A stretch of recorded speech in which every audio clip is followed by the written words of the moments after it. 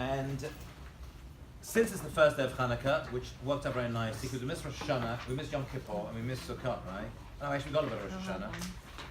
Let us have a look at the word Chanukah, because we always mention how inside the word for a holiday, if you remember, Rosh Hashanah, Yom Kippur, Sukkot, we found some hints and some clues and some secrets about what the holiday is all about.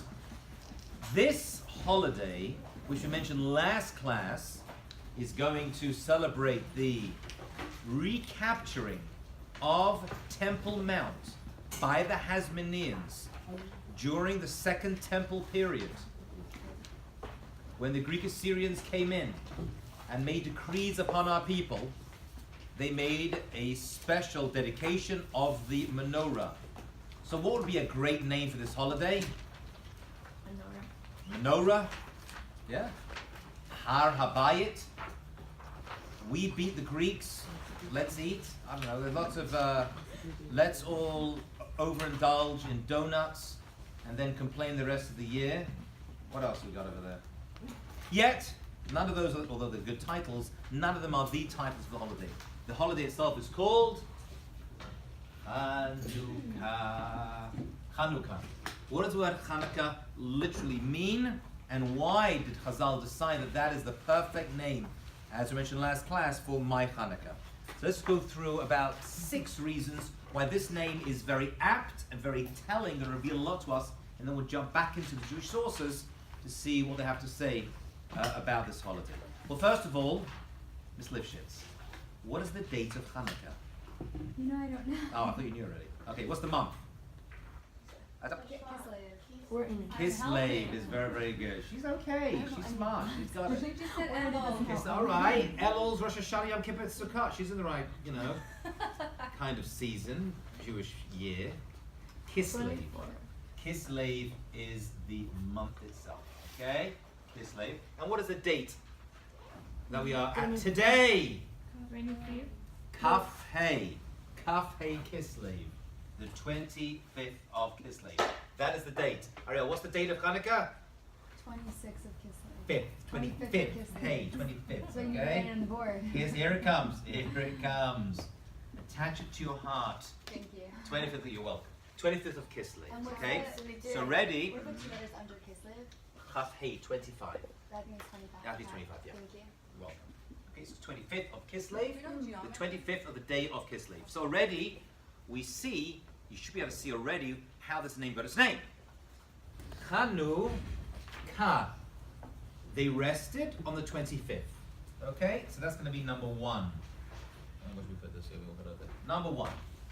Okay, they rested from the war, from the battle, because the Hasmoneans and other Jews were battling against the Greeks, the Syrian Greeks, and there was a battle, there was a war, and they actually vanquished on 125th and entered in the temple on the 25th. So already we see they rested from battle on the 25th. Can you see that? Chanu, they rested. Kaf Hey on the 25th. Okay? The battle ended? The battle ended and they went into the temple Har Habayit, onto Temple Mount, where the temple was still standing, of course. This is during the Second Temple period. The Romans had not arrived yet to destroy it. The first temple had been destroyed, and here was rebuilt. Yeah. The list is letter 3.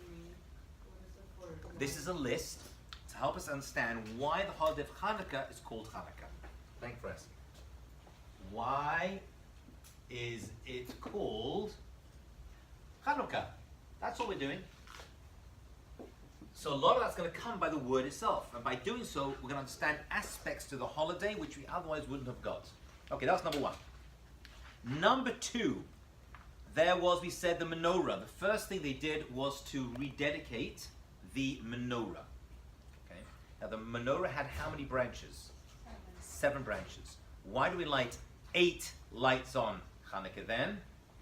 Because we are commemorating the 8 days of miracles that happened. So we're not recreating the menorah. We're creating the amount of days that the miracle happened over. Okay? Are you with me on that? Okay. So now we have 8 days. So if we have 8 days that the entire menorah was lit, of which there are 7 branches. We have 8 times 7, which is 56. 56. So we have 56 lights that were lit during that period. Each one of them is very, very precious, okay? So let's get this down. Let's try to work this out. We have 8 lights for 7 lights, 7 lights for 8 days. Nachon comes to 56. 56 is new. New. Nun Vav is 56. Okay, let's represent 56. Nun is 50, Ariel, and Vav is 6. So we have Chet, which equals 8 days. Nachon. We have the new over here, which equals 56, right? So that's 56. And we have Ka, which is, we already said, the date of Chanukah, what day it happened. Right? That's the date it happened, the date of Chanukah. Right? So you have Chanukah there as well. Each one representing a different aspect of the holiday itself. Now, what happened historically is they entered into the temple and they wanted to trash it. Remember, the Greeks, as we're going to see, wanted to bring darkness onto the Jewish people. They want to disconnect us from our heritage. The battle with the Greeks was spiritual. It's interesting, by the way, just compare this once, although we haven't done it together, we'll do next semester. The Purim story is Achashverosh and Haman. What do they want to do to us? Kill us, pretty much. They want just to knock us out and destroy us as a people. That's it. How do we celebrate Purim? What do? We eat. There's a feast. We give out gifts of food to each other. We give out money so people can buy food. And we read the story of the Megillah. Okay, that's pretty much how it's all about. So it's a physical threat and a physical mitzvah response. Hanukkah, however, was a spiritual threat. It ended up being a battle, but that's not how it started. It started very well. We mentioned last class with Alexander the Great. And we had a great relationship with him. Alexander the Great. And then soon afterwards, we said Antiochus took over, and the Assyrian Greek Empire was divided into 4 different parts, and Israel came under a pretty bad leader, and it became another spiritual battle to take over the Jewish people and disconnect us from our heritage and our religion. And they banned various parts of our religion. So when they came to us, how do we celebrate? The mitzvah has got to fit the. So spiritually, they want to attack us. How do we celebrate on Chanukah? With lights, as we'll see, light represents spirituality. So the mitzvah is coming to counteract what they try to do to us. Does that make sense? You seeing that? Okay. With that said, so what do they go and attack? The temple. Because the temple, Beit HaMikdash, Yerushalayim, to this very day represents the spiritual heart of the Jewish people. So they want to attack us, they want to stop us having that. Sound familiar? Still happening 2,000 years later. You can't miss it. You really can't. So they went in, and what do? They vandalized it. They trashed it. They trashed the menorah. They trashed the oil. They destroyed the mizbeach, right? It was stone. They smashed it up. And they made a complete mess. When Chashmonai went back in to rededicate it, they were stuck. The whole place was messed up. Do you have a question, Lindsay? No, I'm trying to say, maybe. Right? They trashed the entire place. So what exactly were the Jews going to do? They had to rebuild it. The first thing they did was they dismantled the mizbeach that was already smashed up, and they hid the stones in the northeastern part of the chamber over there. Then they rededicated and built a new mizbeach. It wasn't just the menorah. The menorah is the famous part we talk about, relighting the menorah, finding the oil. But they actually had to pretty much put together the entire Beit HaMikdash again. It was smashed and vandalized. Okay? So that brings us to number 3. The word Chanukah, this is really the main answer. The word Chanukah means to dedicate, make a dedication. Yeah? So they had to rededicate and reestablish and build the part of the Beit HaMikdash again. They had an altar in there, they had a mizbeach, they had various, we'll get to that in a second actually. So that's really what it comes down to, okay? And that happened on the 20th of Kislev obviously as well, okay? Not only that, so we're rededicating the altar where the sacrifice took place. But as well as that, they also smashed all the kalim. There were beautiful implements, beautiful items that were used in the Beit HaMikdash. Now, if we actually go back to the Purim story, Purim and Chanukah were going to connect to each other somehow. Both rabbinic and they have a lot to teach us one about the other. What did Achashverosh do on his big party, the opening scene of the Megillah? He did drink a lot of wine, he had food. But what he did was he dressed up as the Kohen Gadol, as the high priest. He wore his garment. He wore his garments. And he took all of the kalim, all of the vessels of the Beit HaMikdash, and he spread them out. Where did he get them from? He didn't destroy the first temple. That was Nebuchadnezzar. Well, when a new leader takes over, they take over the entire country. They also take all the jewels and all the money. Right? When new dictators take over the old dictators, they take their stuff. So he took all the kalim of the Beit HaMikdash and he used them throughout his party. In the Megillah itself, it talks about how he used the vessels and the kalim and the cups and the silver and the gold. It was all silver. It was all used up. Right? And all the tapestries from the Beit HaMikdash, he used them all, right? Why he did that? He was trying to make a point that the Jewish people would always be in exile. Okay? So this is the next exile, and a very similar thing is happening. They start to destroy all the kalim, all the vessels inside. So what the Hashmonaim had to do was they had to rebuild these vessels. So they had to rededicate the vessels as well. Yeah? They had to rededicate the kalim, the vessels. So how is it connected to Chanukah? Like to the name? Or is Yeah, that- what is that? Because the word Chanukah means to dedicate, rededicate. The word Chanukah itself means to rededicate, Chanukah. No, To it's- dedicate, to establish, right? To make, to recreate. I'm dedicating. Wait, Dedication. that full word Hanukkah means that? Yes, that's So- the whole word. so The whole word which- means that. Is it create, recreate, dedicate, establish? The word really is to dedicate. We're making a special ceremony and we're dedicating this now as being used for this purpose. I'm dedicating this item, in this case actually rebuilding it and starting it anew. So rededication, starting something from new. It's a new beginning. So for our class purposes, should I define Hanukkah Dedication as is what it new is. beginning? The word Chanukah, new beginning, dedication is the It's word all that is the usually same. used, yeah. Okay, thank I you mean, it's so a lot much. more than that. The English doesn't do service to the Hebrew, but the word Chanukah has within it all these implications. Thank you Okay? so much. Create something new and a dedication. What we dedicated to what? The kalim, the vessels. First of all, the altar, which they destroyed, and then it was the actual kalim, the vessels themselves. They recreated them? That's the... Yeah, they had to put them back together again and recreate them and say and purify them and use them for the new purposes. Okay. So Hanukkah literally means dedication. That's really what this is. We're dedicating now. There's a lot more being dedicated. We're dedicating ourselves to Hashem and all the mitzvah that come with it. All this is happening. Now, let's go back historically. Now, before the Beit HaMikdash was the Beit HaMikdash, what was it? Before the Beit HaMikdash, what was the Beit HaMikdash in Yerushalayim? What was it and where was it? In the midbar? In the desert, right, in the Midbar. And what was it before it was the Beit HaMikdash? A holocaust. Like That was part of it. The whole thing was the Mishkan. The Mishkan, right? The Mishkan. So now we're going to talk about the Mishkan. What's the difference between Mishkan and Ohel Moed? The Ohel Moed is in the Mishkan. The Ohel Moed is in the Mishkan. Is that the opposite? The Mishkan is beside the Ohel? No, the Mishkan, the Mishkan is the center part, and inside that was the Ohel Moed, right, where Kodesh Baruch Hu met Moshe Rabbeinu, where the Aaron was kept. Okay, so we refer to the Mishkan. We're talking about the general area within which was the Kodesh Kodashim of the Ohel Moed, right? Yeah.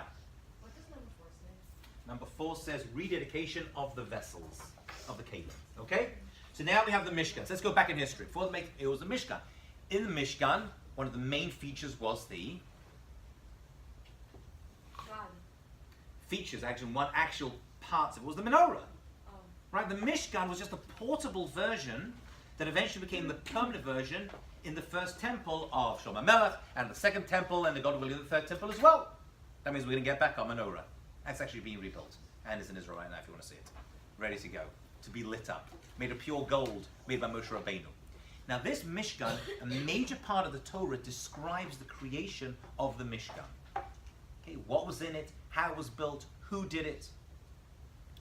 Actually, it was completed in the desert. So we're going way before the Chanukah story, because now we're back in the Midbar on the 25th of Kislev. That was actually the day it was constructed.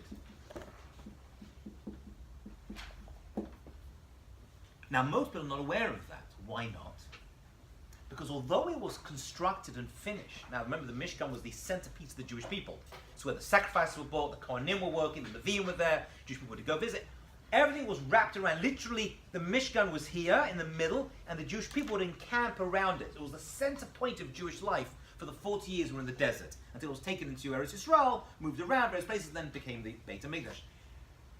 Having said that, there was an official dedication and building of the Mishkan, although it was a temporary structure. It was put up and started to be used when? Anybody know? When did it actually begin? It's a very special date of the Jewish calendar. It's actually one of the 4 new years that we mentioned at the beginning of this course, if you remember. No. One of the 4 new years of the Jewish New Years. Nisan, yeah, Nisan 1st. Very good. Nisan 1st is a very, very important month. Okay? And that's actually, when I'm going to put it over here, because that date was when actually the Mishkan was actually constructed. It was constructed on the 1st of Nisan. So why was saying it was constructed on the 25th? Very good. That's when it was finished. All the pieces were there ready to go. But the real dedication of the Mishkan was the Nisan 1st. Hey, that's not fair. What about 25th of Kislev? So, What about the what? the 25th of Kislev. Why do We've left it, right? Like it was finished then, but we had to wait until the 1st of Nisan, which was, what, 3 months afterwards or so, right? From December time, we're right now, till when Pesach is, 15 days before Pesach. So what about that? But what happened on Nisan 1st? It was Nisan 1st is when actually the Mishkan was set up and started to be used. Why weren't they like Because they wanted Nisan 1st Nisan's a very special month of when Yitzchak was born, for example, and when Pesach was going to fall. So everything we have, it revolves around Nisan. Nisan's the first month of the Jewish year. So we want Nisan to be part of the Mishkan process. But it's not fair. Because actually, technically speaking, 25th of Kislev happens to be, which is not a coincidence, happens to be when the Mishkan was completed. So a promise was made that many years later, there will be a chance to rededicate this Mishkan on that date. Okay? On that date. So this date was never left behind, although it wasn't used and wasn't part of Jewish history until the Chanukah story. The seeds, this is important, we're going to go back to this. The seeds of the Chanukah story, although it happened much later, although it happened after the closing of scriptures, right? Happened halfway through and prophecy had disappeared at this point, but still encoded into that date itself, from the time of the Mishkan, was this miracle of Hanukkah. And this was known. It was known there was something special about that. No one knew what it was precise because it hasn't happened yet. But they knew that this was a special date. And actually Aaron HaKohen, was told, for various reasons his tribe was not able to participate in the giving of the Mishkan itself, but he was told, don't worry, your descendants, many, many years' time, are going to really be able to dedicate the Mishkan for the Jewish people. And that was a reference, it was a promise made to Aaron HaKohen, right, Moshe Rabbeinu's older brother, that his descendants, right, the Chashmonayim, Matziyahu Kohen Gadol, would come and rededicate it. So this date was set in course many years before. Now, Kislev, we're going to see, is devoid of all holidays. Right? Nisan's got Pesach, and Tishray's got, and Av. We have all the holidays, right? But we see that Kislev is very, very empty. Why is that? Right? Why is it that even the original Mishkan, they said, no, don't dedicate it here. Something's going to happen later on. We had to attach that. But really, Nisan's all about. Right? Because we like Nisan. Nisan is springtime, Chodesh HaAviv. The entire calendar revolves around getting Nisan happening. Are you with me? However, when it comes to Kislev, it's a very dark month, as we know. Why? Why is that? Because it's the beginning of the winter solstice, which is when the sun is the furthest away from the earth. Okay? Furthest away from the earth. And therefore, at this dark time, and the darkness of, just like the spring, watch carefully, the springtime of Pesach, and the freeing of all the blossoms and the flowers and the fruits is coming up in Nisan time, and we went free in Nisan, from Egypt, we also went free, just like all the flowers. So the agricultural process is representing what's happened to the Jewish people. Can you see that? It's an agricultural holiday. Remember the whole thing we did? So too, we're now in the month of Kislev. Kislev is, we're back up, we've done those 5. Now in a dark time. Yeah? It's the winter solstice. The days are very short. Is this the 6th week? No, this is why. Now we're looking why exactly is happening in Kislev. We've jumped from this and we said, well, what is it about this month? Right? Why is this month chosen to have Chanukah? Right? Because we're saying it goes right back to the beginning. Okay? And we're actually going to look at the astrological signs as well in a moment. Because the astrological signs are always going to reveal things to us as well. Yes, Ms. Lifshitz. So wouldn't this be a reason because we have Hanukkah to light up the month? Oh, very good. Now you're going to the answer. Let's look at the question, but you see it plugging in. Feels good, right? Fantastic. Yes, absolutely. Dark time, winter solstice, the days are short. There's nothing happening agriculturally, right? Everything's dead and cold and covered in snow, right? It's not an easy time. Come the Jewish people and say that, I hear. But even so, that's the time to bring light to the world. When you can't be involved agriculturally, that's the time to dedicate yourself to Torah. So it's a good time to dedicate, so I guess maybe it is another reason actually, dedicate to Torah, which equals light. Remember, Torah, Hi-Orat, right? Light is a metaphor for Torah, metaphor for a few things, but especially that as well. Okay? So the darkest time of the year, when things are the most challenging, and when there's nothing agriculturally happening, right? We can't celebrate anything agricultural because nothing's going on. Comes along Chanukah and says, we're going to put a little light into the world at the darkest time. Darkness is a metaphor for exile. Which exile? The Greek exile. Okay? Darkness, this gallut we're talking about now, right? This exile of Yavan, the Greek exile, right, equals, I will see, actually the Torah itself hints at it in a moment, is all about darkness. So how do we combat the darkness? We bring light. And we literally light lights. Light comes to, now the lights represent a lot more, as we're going to see. Lights represent the neshama, the soul, right? Ever flickering, ever going. Light never diminishes. Everything else in this world diminishes, right? If I have a barrel of water, I pour some out, it goes away, right? The fruit, the agriculture, all those nice things that go away, but light is always there. I can have one candle, and you can light from it. I'm not diminished. My light's still there. And you can light from it. It's still there. It's a constant. The entire world can light from my light, and I still have my light, and your light is there as well. One of the few things in this world that doesn't diminish, no matter how much people take from it.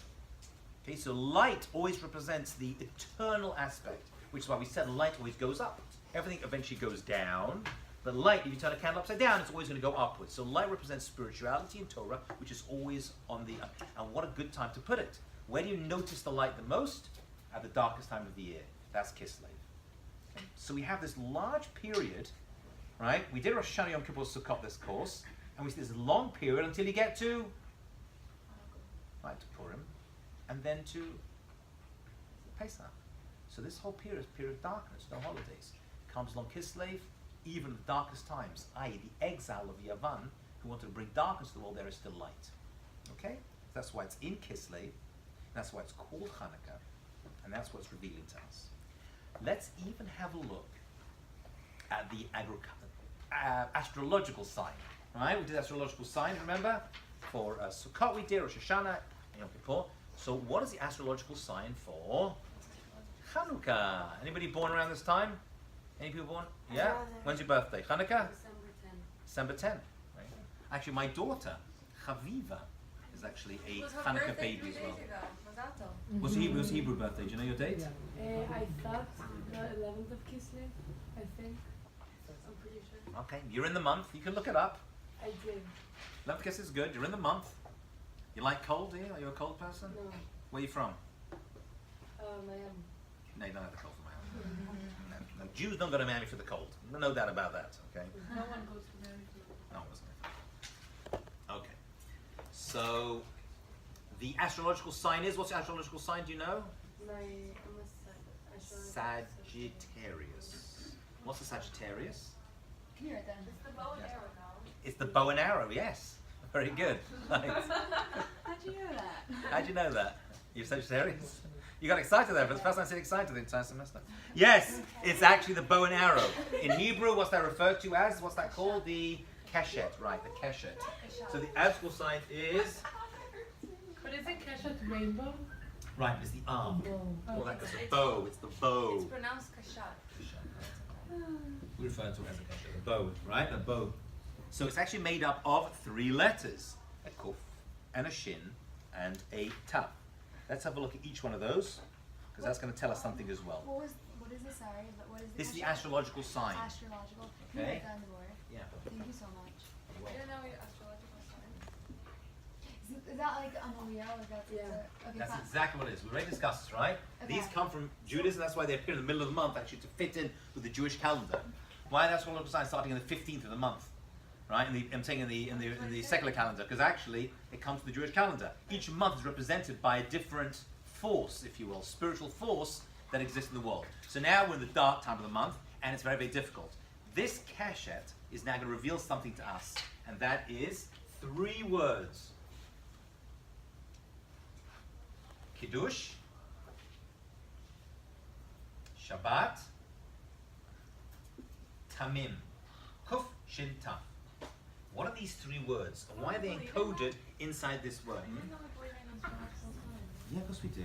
We did this already, this course. We did not I don't do think it. we did. We didn't discuss it at all in this class. No. What am I doing here? How did this happen? Someone said yes. Take me outside and shoot me. We didn't mention it at all. We did mention Yom it. Kippur, we mentioned it. The scales of Yom Kippur. Libra, yes we did. Yes we did. That's not what I know. The peasants are revolting. We did No, not. you definitely did. You, like, said the word. We didn't, didn't get like- into it. I always said it. I didn't get into it. And And that was it. I didn't say how the Moznaim, the scales of Yom Kippur, everything's being weighed up. Yes, I did. I drew a scale on the board. No, you said You were that. asleep. You're eating a But breakfast. you never connected to the astrological No, sign. but you I never, did. you never You may have emphasized mentioned it for a astrological second, but we signs, never no. went into it. So we're going to do that next semester. I want to talk about Pesach because that's going to be the fascinating one. Okay. So, But all I'm going to do is mention it right now. Is This. there one for all the signs? Hmm? Is there like a symbol for all the signs? Yeah, of course. You know, I go to old synagogue. Like symbol drawn, I know that, but like Symbol, related to yeah, Judaism.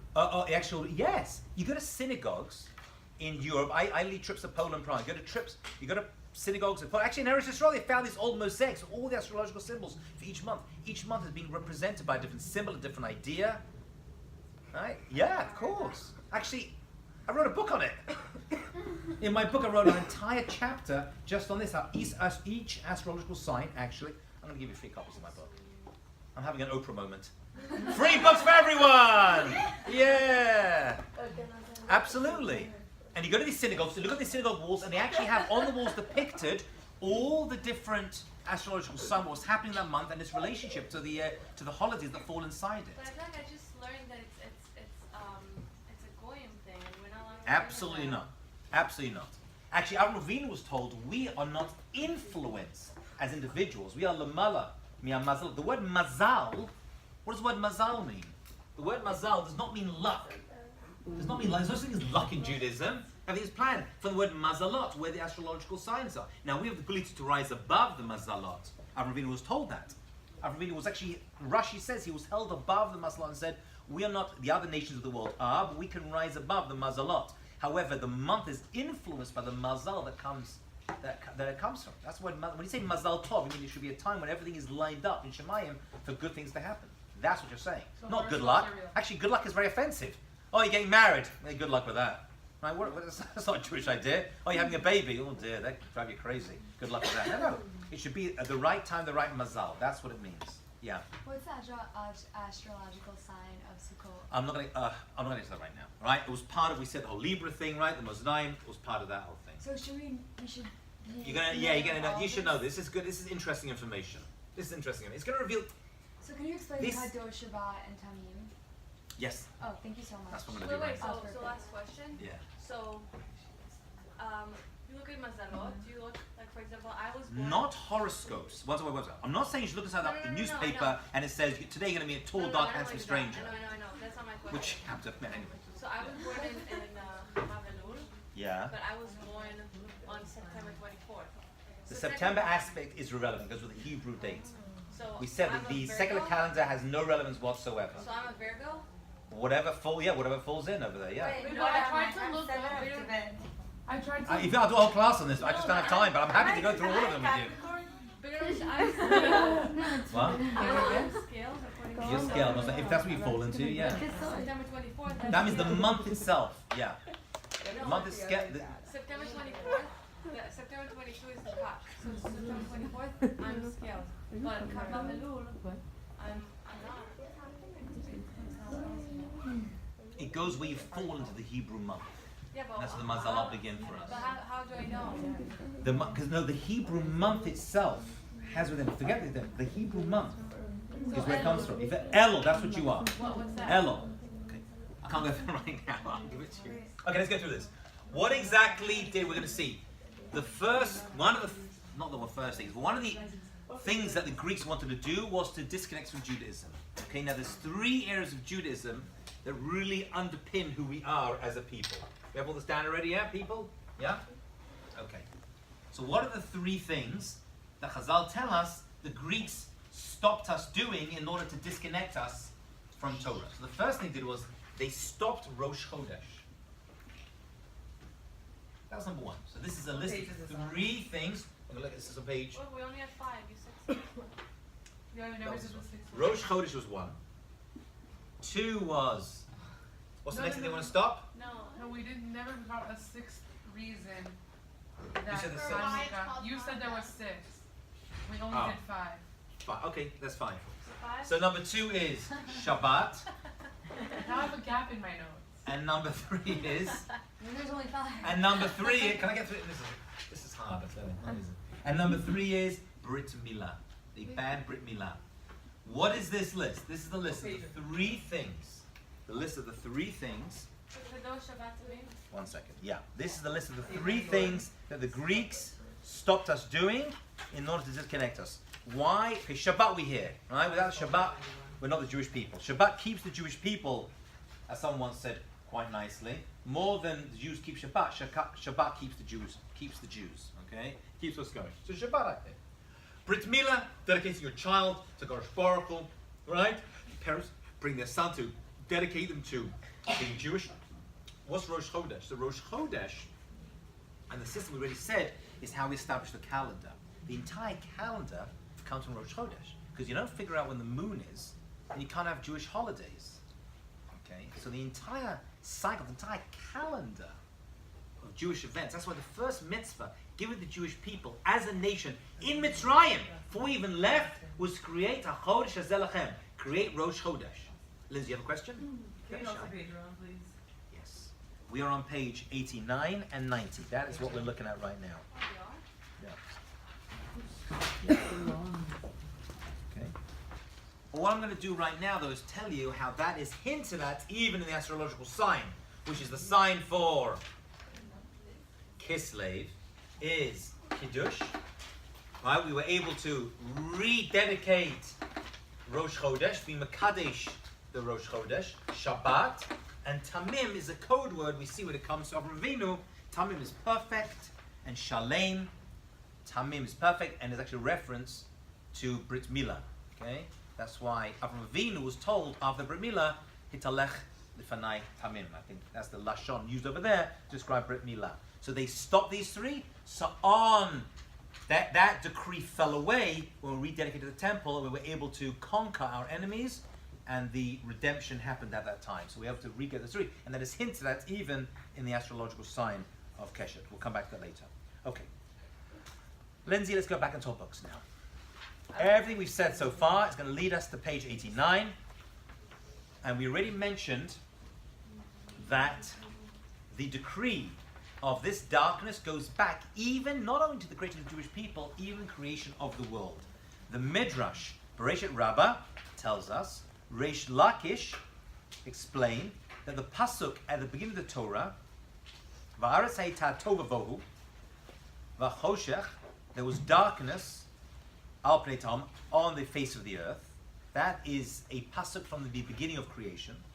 That darkness, he says, is a reference to a future darkness, which will be this time of year, and the darkness of the Greek exile.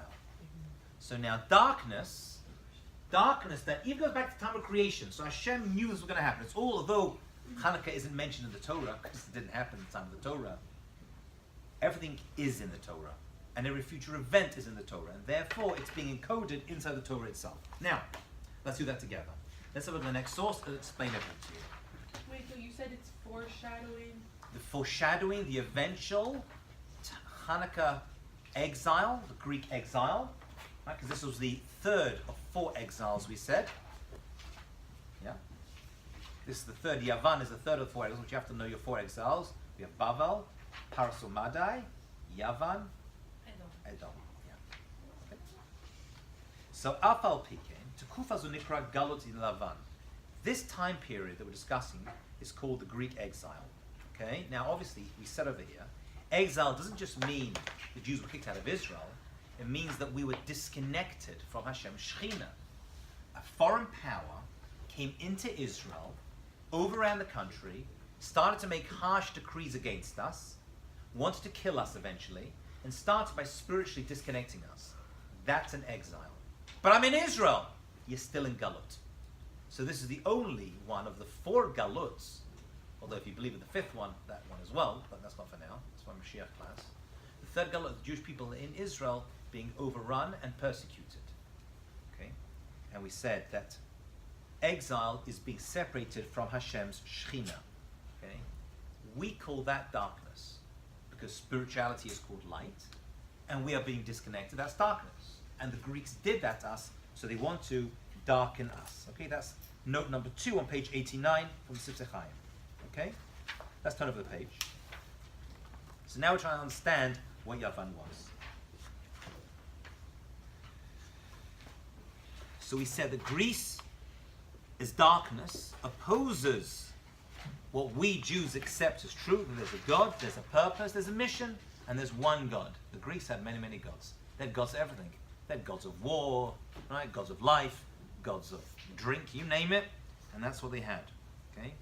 We saw this as a step back. Okay? So we still love Greek culture, Greek learning. Greek learning was still a great thing. We said even the Greek language comes from Yefet, we said last class. It's Yafet, it's great beauty. However, it still is going to represent the idea of darkness, because it's a spiritual darkness. That's what we're talking about over here. Okay?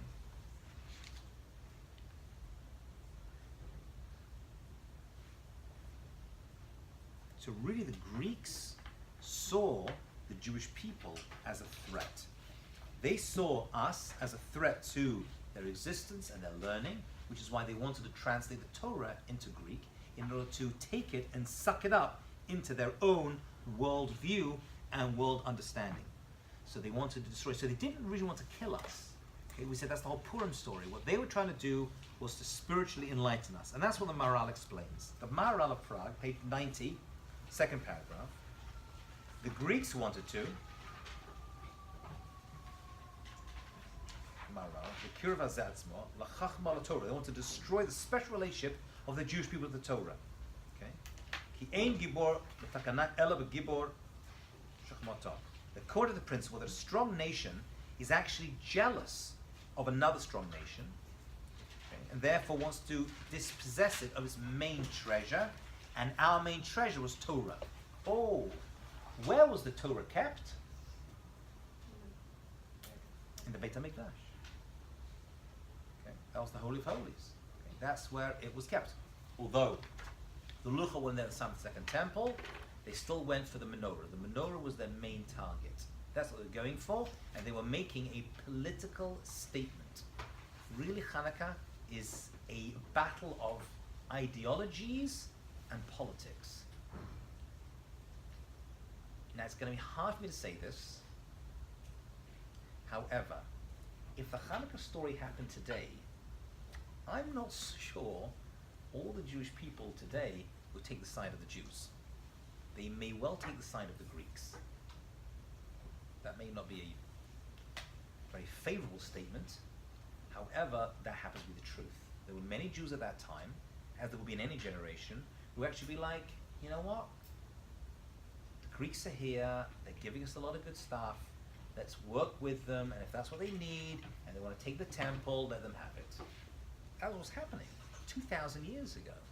Right? Can't be coincidence. Right? That spirit, unfortunately, is still there. That spirit is still there. I mean, the action is taking place on what is being reported on the front page of the New York Times even today. Yeah. Yeah, so the last sentence just says that they wanted to transform Judaism into a subculture of Greece. Yes. Wouldn't that be, correct me if I'm wrong, wouldn't that be like a good thing? Because then like you're actually with you have Judaism and you have a nation. That's what we have in America today. Like you want to. That's not what we have in America today. Far from it. There is a separation of church and state. Yes, but at the So same we time, don't have that today. Thank God. It at would the be same a time, big problem. President Trump isn't Jewish and he still like embraces Judaism and like we don't feel like he accepts it, and I feel like most people Okay, let's that put are it this way. Jewish accept it. We want. What's the difference between this and that? Right. But it It's a big difference. Okay, it overlaps on some parts.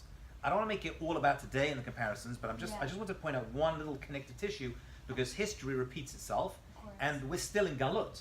Yeah. So if we're still in Galut, this hasn't been fixed completely yet. Yeah. So whatever's happening over here still exists. So we have to update it a little bit. You know, the Purim thing, it's done. They want to attack us in Persia. We won it, and we celebrate. This Galut, however, is still with us. Of course. Okay, this darkness is still coming, as is the next Galut as well, of the Rome as well. Having said that, there's no doubt about it.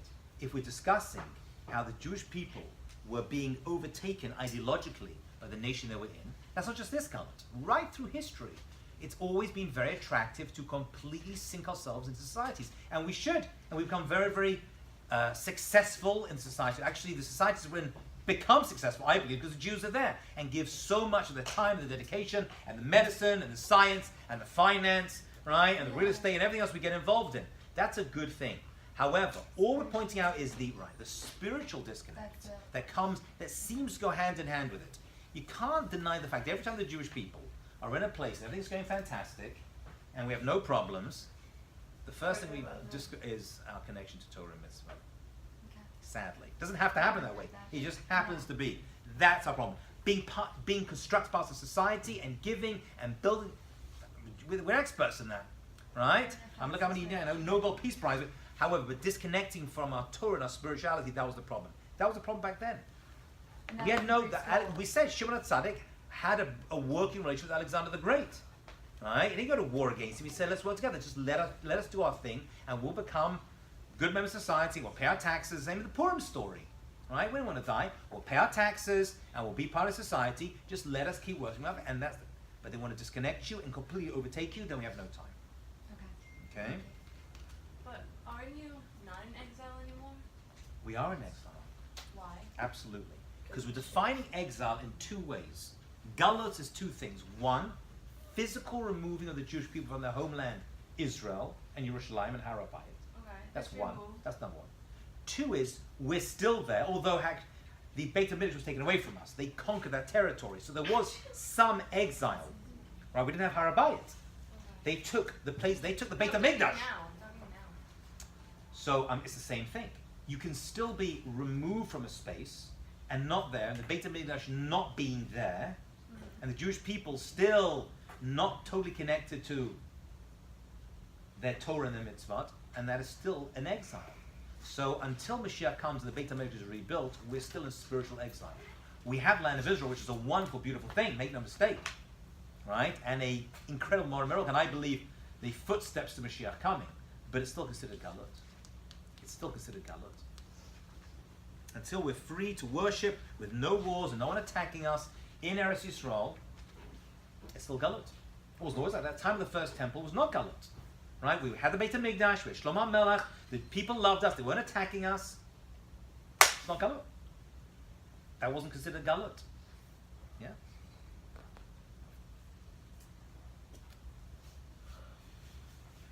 Okay, the next piece is lung. Let me just see if I can grab something else over here. Okay, I'm going to ask you to jump if you don't mind. We'll come back to bottom page 91. Let's just see this piece inside. Okay? So the Midrash tells us, and this is, we've done, let's just see this inside so you know I'm not making it up. At the time the Greeks arose with the Jewish people,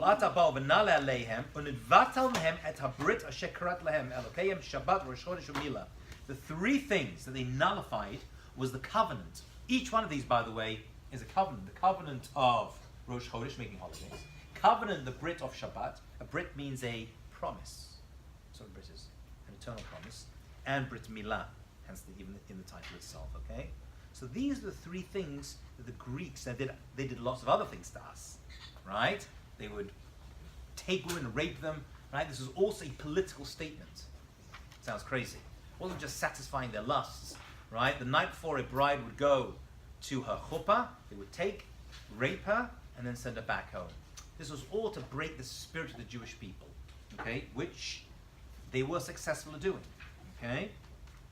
We know that attacks against women, as well as being a physical thing, also represents the destruction of the people and the kedusha, and the holiness of the Jewish family. So that's what they were doing as well. We had problems with that as well, as you can understand. Okay.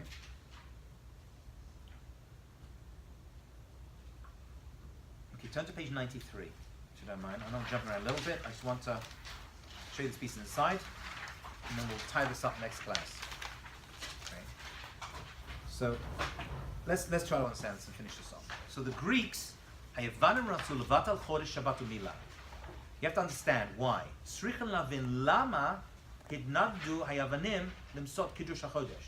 Why specifically the new month? Shabbat, I hear. Brit Milah, I hear. And by the way, the Greeks were the only ones to do it. There were many other nations who tried to conquer us who did the same thing. Okay? So Rosh Chodesh not only gives us this is important. This is important. Rosh Chodesh not only gives us the calendar system, which is important because you can't have any Jewish holidays without the calendar system, right? As well as that, it gives us something else, and that is renewal. That is the key word. Hitchadshut. Hitchadshut. Rosh Chodesh, Hitchadshut gives us the idea of renewal, right? Chadash, nachon. From the word chadash, right? Rosh Chodesh. Chodesh, chadash. Same thing. Chodesh is month. Chadash is new. It's related. You see, the moon is what we follow. We follow where the moon is, right? We don't follow the sun. We stay in line with the sun, but we follow the moon. The moon is different from the sun. How? Well, a number of ways, but one of the ways that we see it is the sun is always there. Okay? It's always bright and always full. The moon waxes and wanes. An expression you don't hear too often. What does wax and wane mean, Rachel Kaduri? Gets bigger and smaller. Right? We see a sliver of it. So the moon now represents the Jewish people in their entirety. Sometimes there's a little sliver. It's not so good for us. It's broken. We don't see too much of it. And sometimes we get a full, beautiful moon. This represents the Jewish people through history. Sometimes we're small, we're being conquered. But don't worry, because by the end of the month we're going to be big again. And then we go backwards and forwards. Right? We're up and we're down. We're small and we're big. So when they went and stopped us celebrating Rosh Chodesh, they weren't only destroying our ways of keeping the Jewish holidays, they were making a political statement again. And what was that statement? You're done. There's going to be no more renewal of the Jewish people. You think you're the moon people who go through Galut and then go free in Geula from Galut to Geula? That's done. Right? The newness that comes with the moon is finished for you. We are removing the moon from your lives. You're no longer to have this elevation, this renewal. That's what they were doing. They want to destroy the power of renewal inherent with the Jewish people and the ability to release themselves from habit and rote. So as a nation, but also individuals. We all have times we're doing great spiritually, and sometimes when we're not doing good. And we're not doing good, what are we meant to say? It'll be good tomorrow. Right? It'll be good next month. We're the renewal people. We're not always shining. It's not always great. There's times even personally. So they were not only making a political statement about the entire Jewish people, they were saying, you're having a bad, it's going to stay bad. Okay? This had a major impact upon us. Okay? The power of renewal is related to Rosh Chodesh. Right? I mean, even the moon itself influences the moving of the tides, like the water here on Earth. So we feel that. And we're tied to the moon, right? Even physically. Right? There's a physical connection to the Jewish people, to the entire world actually, and the moon itself. And sanctify the moon. That's why it's hinted at. In the future, the Jewish people will be renewed like the new moon, right? Shatilet chadesh kmosa. On Rosh Chodesh, a person is given the power to renew themselves. When Rosh Chodesh came, it was a big celebration. People used to go make celebrations. They would visit their teachers and their rabbis. We're like, it's hard for us now. We're coming back. So Rosh Chodesh for us nowadays is unfortunately not a, but it should be. Rosh Chodesh is a symbol of we're going to be back. Right now I'm down, I'm kicked, I'm down, but I'm coming back. So no matter how bad life is, once a month we're like, the moon is small. That's going to get big again. It's going to happen. It's a guarantee. Okay? That they wanted to stop. By seeing the new moon, they would look up to the sky and be like, that's going to be us, the Jewish people. And they made a blessing over it, which we still do. Right? We still make a blessing over the new moon once a month and celebrate. 12 times a year, we have this celebration. Okay? So after the Greeks were routed and pushed out, we said, we're going to do it again. They looked at the moon and said, our point is coming back. And politically, first of all, as a nation and as individuals, we were coming back. Okay? Let's see the Rashi. Start on page 93. So we have the Keshet, right? The Kiddush, Shabbat, and Milah. Let's see Rashi on Shabbat. The Greeks decreed that all Jewish brides had to visit the foreign government prior to their wedding night, right? Where they were violated and raped. Okay? As well as that, they banned mikveh. Now, this is another thing which conquering nations do to us as well. They want to stop people having babies, having children. We can't cohabit without the mikveh, obviously. Once you stop the mikveh, you're stopping Jewish babies being born. Right? You're stopping intimacy. You're breaking down the family life. They want to destroy us spiritually. They want to break up our families. Okay, that's what they're trying to do. That's the Baal Turim. Okay? He makes a whole reference to it, actually. This even goes back to one of the three wells that Yitzchak called Rehovot. He says, and this is a reference to the future. The Greeks decreed that their Jewish wives could not immerse in a mikveh in order to prevent them from having children. So Hashem made a miracle. They found mikvahs in their own houses as well. So there were various miracles that happened during this time. However, the Greeks wanted to destroy that as well, to break apart families. And of course, they stopped them learning Torah. They stopped them learning Torah, and by doing so, they disconnected us from our mitzvah as well. So it wasn't just these three. They stopped mikvah, right? They stopped intimacy, family life, and children being born, and they stopped the learning of the Torah. Okay?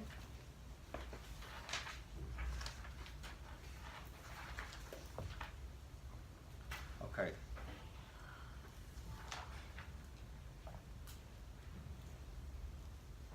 Okay, the next piece is going to take me a little bit more time, so we're going to start this next class, which will still be Chanukah, thank God.